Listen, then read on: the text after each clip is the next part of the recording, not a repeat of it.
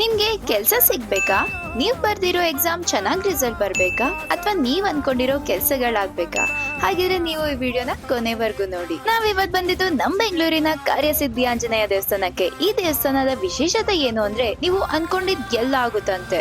ಇಲ್ಲಿ ಸ್ಟೂಡೆಂಟ್ಸ್ ಇಂದ ಹಿಡಿದು ಪ್ರತಿಯೊಬ್ರು ಬಂದು ತೆಂಗಿನಕಾಯಿ ಕಟ್ಬಿಟ್ಟು ಹೋಗ್ತಾರೆ. ಇದು 16 ದಿನದ ವ್ರತ. ಇದ್ರ ಬಗ್ಗೆ ನಾನು ಕ್ಯಾಪ್ಷನ್ ಅಲ್ಲಿ ಕೂಡ ಹಾಕಿದೀನಿ, ಚೆಕ್ ಮಾಡಿ.